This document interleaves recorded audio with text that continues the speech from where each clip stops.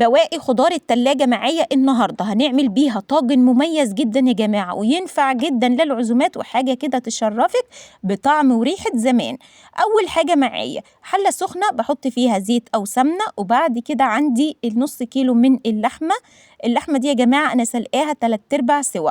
أشوحها دلوقتي معايا في الزيت بمعلقة صغيرة من الفلفل الأسمر، ما شاء الله أديها تشويحة تمام معايا. التشويحة دي بتفرق في الطعم جدا ما شاء الله زي ما حضراتكم كده شايفين معايا.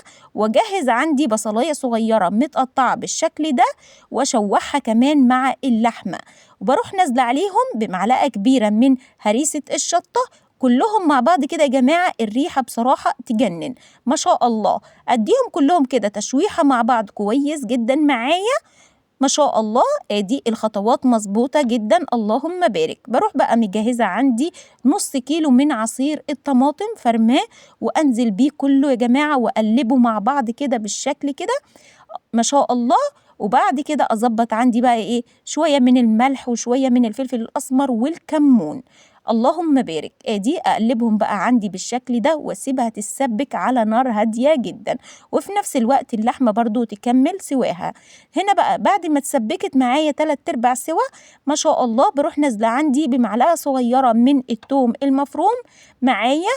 ادي هنا بقى الخطوة دي زي ما انا عودتكم مكان الثوم يا جماعة في الهون بروح مزوداه عندي مية ما شاء الله.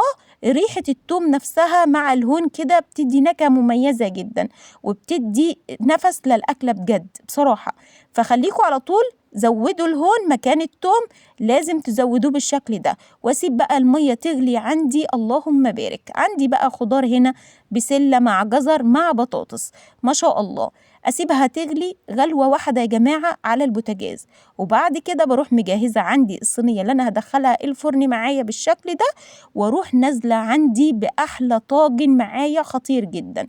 شايفين يا جماعة الخضار بجد حاجة كده ربي يديمها نعمة علينا جميعا اللهم أمين. ادي هنا بقى الفرن بتاعي عندي سخن جدا، بدخلها عندي في الرف الأوسط ما شاء الله، مش بتحطيها تحت علشان طبعا مش تبوظ منك اللهم بارك. وادخلها عندي على درجة حرارة 180 ربع ساعة كده، وشوفيها هتلاقيها استوت معاكي وبقت خطيرة جدا.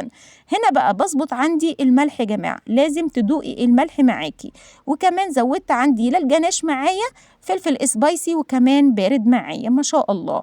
أغطي بقى عليها دلوقتي بورق فويل، هغطيها بيه وادخلها بقى عندي الفرن تستوي، واجهز جنبها كده شوية رز بالشعرية خطيرة جدا وأحلى أكلة يا جماعة والله العظيم بجد مشبعة جدا ومفيدة لينا ولأولادنا وحاجة كده ربنا يا رب يديمها نعمة علينا جميعا. وادي بقى الطاجن طلع معايا بالشكل ده ما شاء الله. شايفين الجمال شايفين الروعة.